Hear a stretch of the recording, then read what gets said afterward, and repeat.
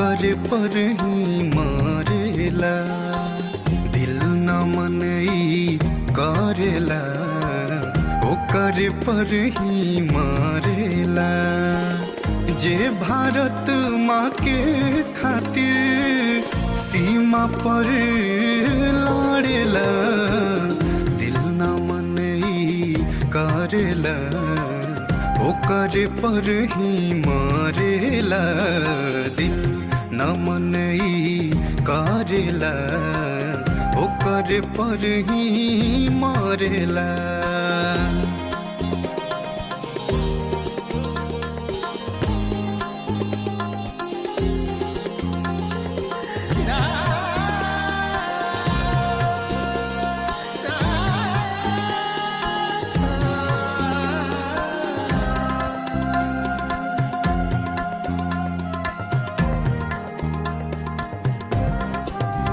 हर बात अधूरी है जिसमें जिक्र न हो उनका, जो अपनी जान गंवा कर रक्षा करते हैं सबका। देख के भारत के जज्बा, देख के भारत के जज्बा, दुश्मन थर थर करेला, दिल न मन ई करेला, ओकर पर ही मारेला, दिल न मन ई करेला, ओकर पर ही मारेला।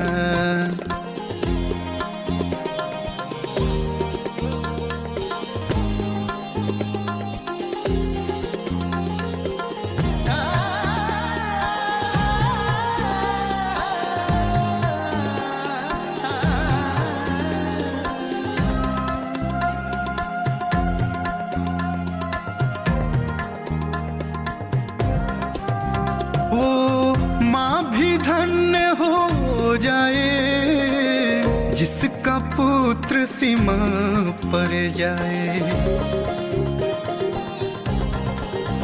वो फक्र से सबको घूम घूम कर ये बतलाए।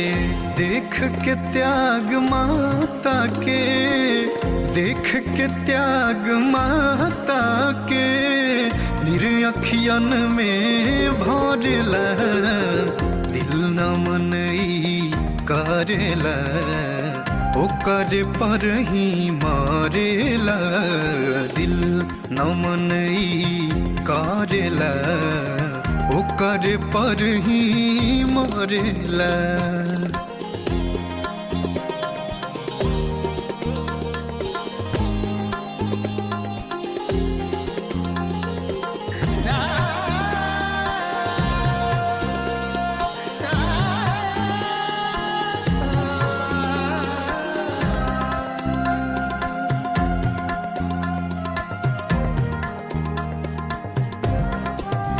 है संदीप सिंह का इरादा, वादा है तुमसे हमारा,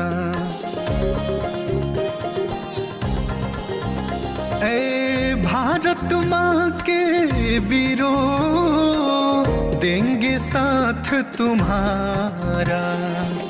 गावत गाथा वीरन के, गावत गाथा वीरन के, चंदन के अखिया भरेला, दिल न मन ई करेला, ओकर पर ही मारेला, दिल न मन ई करेला, ओकर पर ही मारेला।